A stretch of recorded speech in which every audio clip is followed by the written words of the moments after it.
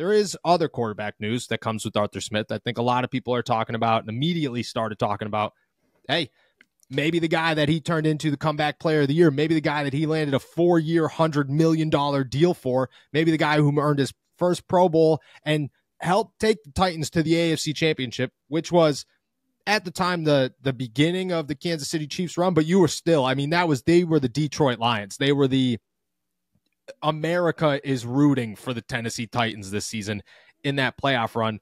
Ryan Tannehill could be an option, isn't going to stick around in Tennessee. You look at Tannehill as a real maybe backup plan to Mason Rudolph not signing with the Steelers right now? I think he's an option. I think I'm a little concerned about the idea of bringing in the one quarterback that Arthur Smith has really had success with. That feels like small thinking right there. That just feels, and that concerns me about what, I don't know, to bring in Ryan Tannehill would give me concerns about what they make of Arthur Smith's ability to develop a quarterback. Okay. Because then you're just bringing in the guy who already worked. You're bringing in the guy who Arthur Smith has already worked with, already made successful, and it just seems like limited, small thinking to say, well, let's just bring him in again. It'll be just as successful as it was in Tennessee. I don't think Ryan Tannehill is necessarily bad, but I don't know. I feel like the Steelers have good quarterback options in house. And if you're going to sign a Ryan Tannehill, why would you not, maybe pursue Mason Rudolph a little bit heavier? I don't think there's a world where, I don't know, Ryan Tannehill costs them that much more, or Mason Rudolph costs them that much more money than Ryan Tannehill. I think his market value right now is like $4 million. Ryan Tannehill? That's it? Yeah, it's Spotrac. Yeah, because I wrote that piece this morning. I think it was $4.6 million for 1 year. He's 35, so he's up there in age. You got to look at it like that. I mean, but Jacoby Brissett, Jacoby was like, 11 mil or something last year. We looked it up, and he's 31, so that's not that big of a gap. But I was surprised too. $4 million. It was like 4.6 or something, 4.9. I guess that changed my attitude a little bit, but I don't know if I'm bringing in Ryan Tannehill to be a real serious contender for a starting job. Like, I think at best he's your backup. Like, I think even if you bring him in with Kenny Pickett, I feel like I would bank more on Kenny than I would on Ryan Tannehill revitalizing his career for a second time. I agree.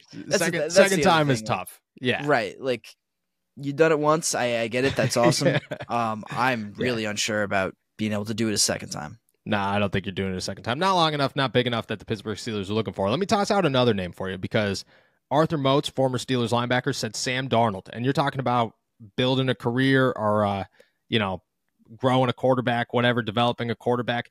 That kid's only 26 years old. Didn't realize he was only 26 years old. Maybe a different version of Mason Rudolph. Maybe another, you never know what you're going to get with the veteran guy. Because I just have a hard time believing that the Steelers are going to draft a quarterback early enough to make something a serious competition.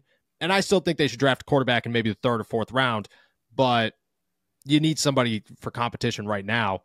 Just speaking hypothetically, Mason goes elsewhere. Is that a type of quarterback that you're saying, oh, well, you could still technically kind of develop this guy?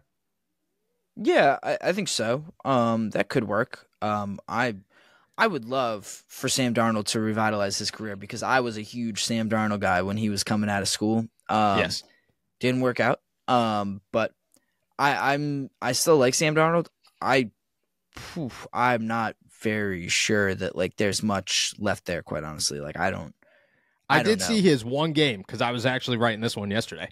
His one game, I don't know what his completion percentage was, but he threw for 297 yards and 2 touchdowns and an interception with San Francisco. And I was like, oh, look at Sam. That they lost. That's that's a very key component to things. But I was like, oh, look at Sam doing things, coming out. He is 26-35 all time as a starter, which is not good.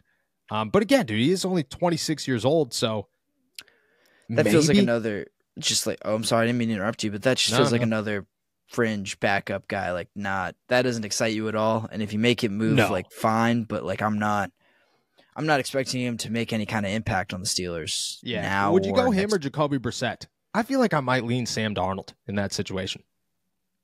Because Jacoby Brissett's been tossed out all the time by everybody. Yeah, that's the guy. And I'm like, Is he exciting? Yeah. Well, just I don't know. I think you're looking for two different things if you're bringing in those, one of those two guys. I think Brissett is more of this guy's starter capable.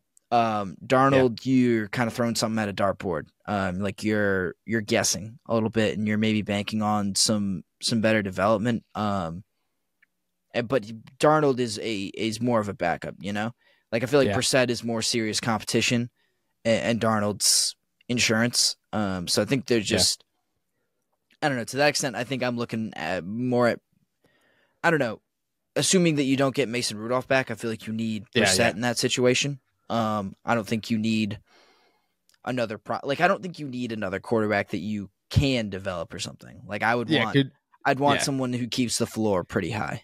Yeah, Kenny Pickett and Sam Darnold, and you're just like, all right, Super Bowl bound Pittsburgh Steelers. That's the last thing I got for you here is Kenny Pickett. You're still looking at him as like you got the OC. You look at you look at a Gerard Johnson, and we're talking about does he develop Kenny Pickett? Is he this guy? You're looking at a Clint Kubiak. It's like, he's gonna develop this guy. This is fine. They went Arthur Smith. Are you looking at it more now as like, okay, maybe they don't have total faith that Kenny is the guy? You think this was a step forward or a step backwards for Kenny Pickett? I don't think this really changed how I view Kenny Pickett at all. Okay. Look, like I think they were pretty clear, both Art Rooney and Mike Tomlin in their kind of last press conferences of the year, that Kenny has to prove it. Kenny has to earn it. And that's gonna be a long process. I think, they gave him that QB1 designation, but I don't know how real that is, like how much does that matter when it's pretty clear that he's going into an open competition this summer in training camp. So I still view it that way, that like Kenny's not going to be handed anything. Like if they played a game tomorrow, he might be the starter, but they aren't. They're going to get an entire preseason. They're going to get some preseason games. He's going to have to play well, and he's going to have to prove that he's taken those steps forward. I don't think, that there's any kind of guarantees about where Kenny's kind of order or what they kind of think of Kenny right now. I think he's still like, it's kind of a clean slate or a fresh start for him. Like he's kind of starting from scratch, and he's going to have to, I think, work his way back into kind of cementing himself at that starter spot. Yeah, I said this morning that I think his leash is so short right now. I don't even think he has one. Like I think he walks into OTAs, assuming Mason isn't around, and he's the QB1. But if he doesn't look good during OTAs, you got a new QB1. If he doesn't look good during training camp, you got a new QB1 by the start of the season. I think the Steelers, they know that they have to give him an opportunity, but they're not sold that he's going to take advantage of that opportunity, and they're going to make sure they have a backup plan no matter what that is, or they're going to go get a backup plan. Like I think that's a real possibility. If they do not look good, if Kenny doesn't look good come the end of July, and you're in training camp, I think you could actually start making phone calls for a quarterback and say, hey, look at, is this guy available? Is this guy available? Is whoever available? I mean, there's names out there. Go get it. And I don't think Trey Lance is that guy, and I don't know if he'll ever be that guy, but he's got some upside, and I think that they call, and whoever's available that they believe could be real competition, they'll go out and get. So I agree. I think the Arthur Smith thing kind of, in my opinion, just shortened the leash just because they got their guy, like they got a guy that they believe could turn this offense into something big, and they took that step forward. This wasn't a developing offensive coordinator. This is a bona fide winner at offensive coordinator. This guy knows what he's doing. We have all the pieces together. Art Rooney made it clear as day that everybody else on that offense is very capable once they have an actual quarterback, And if you think you got those pieces, you're gonna go out and you're gonna try to solidify that one. So I agree. I don't think it took a step forward, but I do think that I think it kind of heightened the sense of urgency that they keep talking about to get this done. And if Kenny ain't the guy, they're going to get the guy. And maybe that guy's Jacoby Brissett. Maybe that guy's Mason Rudolph. Maybe that guy is Ryan Tannehill. I don't know. Who knows? But they'll have their guy by the end of the season. And I wouldn't bank on it being Kenny Pickett until he proves anything. I think that's where we stand. I hope that this podcast kind of, I don't know, brought a smile to some people's faces and said, all right, maybe things aren't as bad as we thought they'd be. And then there's a long offseason ahead, and I would expect the offense to get a little bit more juiced up and for them to solve the quarterback issue and so on and so forth. But for right now, they got a new offensive coordinator, and the Pittsburgh Steelers are marching forward. And maybe Clint Kubiak doesn't go anywhere. You know, maybe Clint Kubiak stays in San Francisco for another year, and Arthur Smith gets a head coaching job next year, and we're back here again.